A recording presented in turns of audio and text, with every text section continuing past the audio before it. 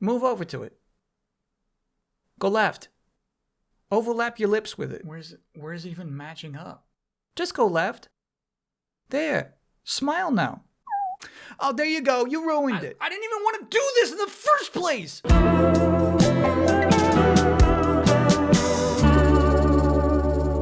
I've done it. I have, at long last, finished Final Fantasy VII Rebirth. And as usual with this kind of thing, I'm not going to spoil anything major, but I am going to talk about that game if you can feasibly find yourself in a position where you'd be typing, "Not cool, YouTuber. You ruined that surprise for me." If there's any possibility you can see yourself typing that in the future, it might be safe now for you to just skedaddle, which is understandable. Hopefully we'll see you next week. Thanks for watching this far. Thanks for watching that super funny Joker bit. All right, everyone else.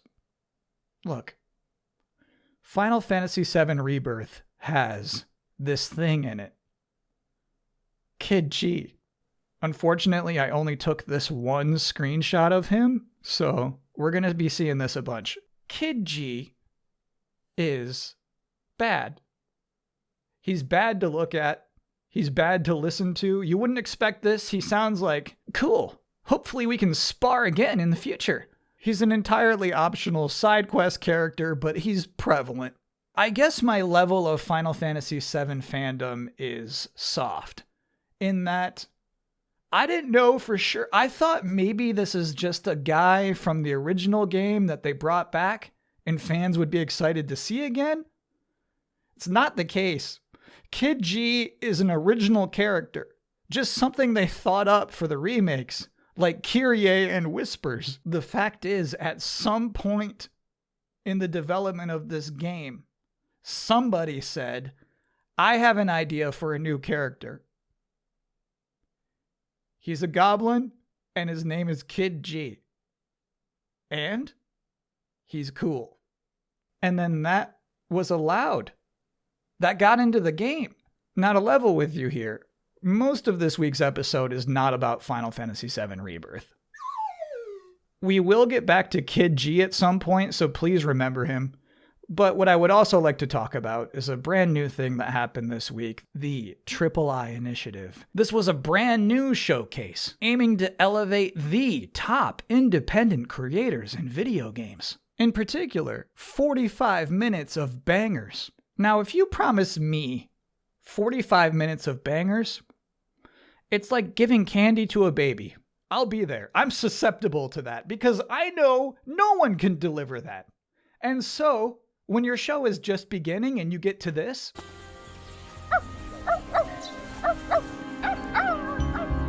I'm thinking, is that a banger? Truthfully, I think it's insane to be negative about this event. It's a bad look because indie games need and deserve attention. Without a Monopoly Go-sized marketing budget, it is so hard to get anyone's eyeballs in your direction. What I find interesting about the III Initiative in particular is just how similar it is to the AAA Initiative. Here's my point. AAA gaming is, yes, reliant upon established, proven IP. And this week, III Gaming came out to say we are reliant upon established, proven IP. The biggest announcements that got the most attention from this showcase are sequels, expansions, and indie takes on extremely non-indie franchises. Let me go to a particular point. It's a halfway point of the III Initiative show, and it's time to take a break at halftime. And you know my favorite halftime in a showcase is from the Xbox Partner Preview. So concise, so organized. Now, the III Initiative, in their press release, they already promised no nonsense, no hosting segments, no extra fluff. So when it came time for halftime, which was honestly fairly necessary, it was a lot of trailers back to back to back, they presented us with like a moment of hype refreshment. I'm going to narrate it for you. Now, let's take a break and try to keep you on our hype train until the very end. So far, we've seen knights riding machine guns, but still a lot to come. Heck yeah, there we go. Tease me. More world premieres. Only a few more roguelikes, promise. Cats, mice, potatoes. Stop there. Not a good tease. Still hyped? No. Yes? No. Phew. Let's go. Yeah, thank God. Thank God you didn't hire somebody to read those words out loud. That sucked. But that's fluff, Buster. You put fluff in that thing. And fluff isn't inherently bad. It's okay to have fluff. Fluff serves a purpose. Fluff is sometimes necessary to keep your audience's attention. Remember in those Hero Wars commercials where they have that big blue butt? On top of this showcase itself feeling not that different from a regular showcase, World premiere. The thing that kind of did surprise me is that the AAA indie games weren't that different from each other. It's a lot of like top-down roguelikes where your character's tiny. I got news for you, buddy. If you're not into procedural generation, you're going to have a hard time making it into the AAA initiative. And when I think of indie, just think of the word indie, right? I think of Neutral Milk Hotel. You know what I'm saying? I think of like Two-Headed Boy, you know? Or think of like an indie movie. You think of like Little Miss Sunshine. You think of The Squid and the Whale. Now, there are definitely indie games that are The Squid and the Whale, but AAA is this. The garlic looks like balls! Indie is your chance to go crazy. Make something you couldn't possibly make with a big budget. It turns out blockbuster indie titles aren't that crazy. And by crazy, I don't just mean wacky, right? I don't just mean like I wish there were wackier games. When a wacky thing is predictably wacky, it's not wacky.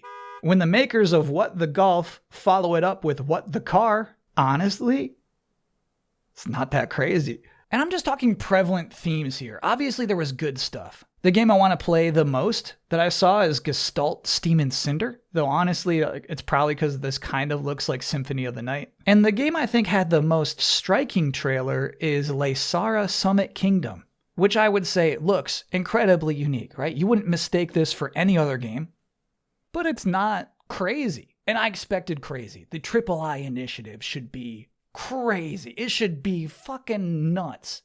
You know, if these are the top independent creators in video games, blow my mind. You want to know what is crazy? Kid G.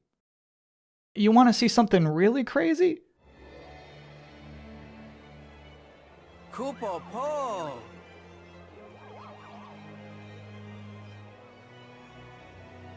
That's going to stick to me, man. I'm going to be thinking about that moment for the rest of my life. Now, I realize that when people think of AAA, they think of greed and battle passes and microtransactions and broad, boring stories and broad, boring game concepts. And there is a lot of that. But something I've observed in the last few games I've played and loved is that AAA definitely doesn't mean non-creative. Like some of the most out there bonkers who thought of this moments are sitting there in ridiculously big budget video games. And maybe that's what it is. Maybe this is unfair. They are high risk games because of their budgets, but they also have these established audiences. And maybe in that, you get the freedom to be absolutely weird. And Final Fantasy VII Rebirth gets absolutely weird. And that's not the only thing that's unique. Sometimes a AAA game seems to be the only thing that can provide me with this. I love this sometimes. I don't know, maybe this is a weird Kyle thing, but I think it's really cool to just be in the ocean in the middle of a huge epic RPG adventure.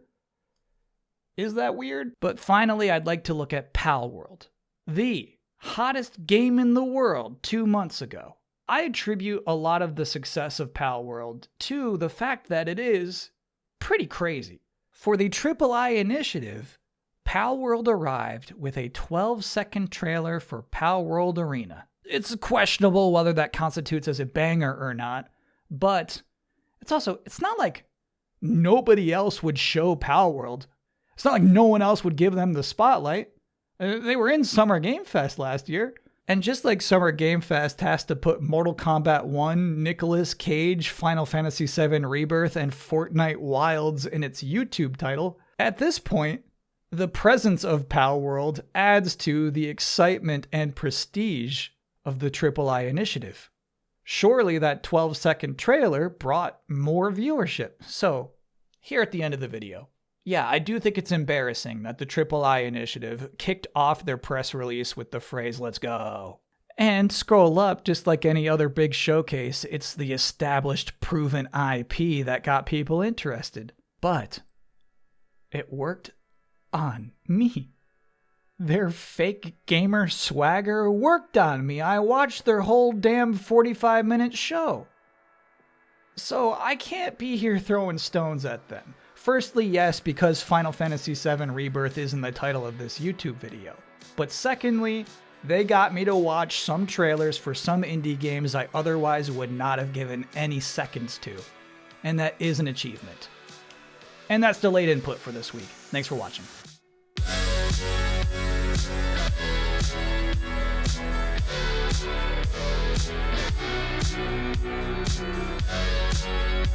So I have to admit to you, in putting this episode together, it did occur to me how weird it is that I practically never acknowledge that I've hosted the Gamescom opening night live pre-show 3 times. It's like, who is this guy to criticize other people's shows? Because yeah, part of it's like, I don't program that. I just do the bits in between.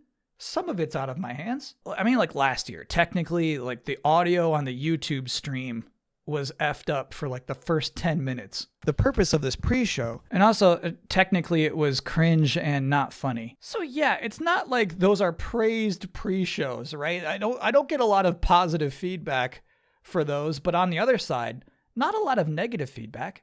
Truly, if people watch that pre-show and remember the trailers and forget about the weird host in the in-between moments, I'm happy. That I did my job. But I guess I'd like to use this opportunity to kind of explain my thinking behind those pre-shows. I do think last year I went maybe too low-key. Here, I see someone who is trying hard to not look like a try-hard.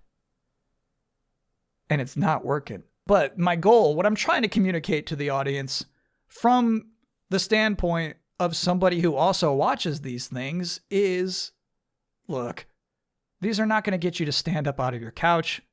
These are not going to get you to scream at your screen. These are just some nice trailers to watch. Sometimes you don't have to have a strong reaction to everything you're constantly consuming. Let's just watch some trailers together. But like a couple of games from last year's pre-show were actually in the III initiative. For instance, Streets of Rogue 2. Now, I'm on Streets of Rogue 2's side. I want as many people who would like Streets of Rogue 2 to see Streets of Rogue 2. But, it's not a let's go kind of game. It's not a game you get on a hype train for. It's just Streets of Rogue 2. Wishlist if you'd like it. I feel like my Gamescom opening night live pre-show really worked at the beginning of the pandemic. And then it's like, this guy makes less sense the more regular the rest of the world gets. So I feel like I've got to find the indie initiative III spirit, right? I have to get up there, maybe halfway there with them. Halfway to Let's Go, halfway to I'm promising you nonstop bangers. And by God, I will do it. Gamescom, give me one more chance. I will do it.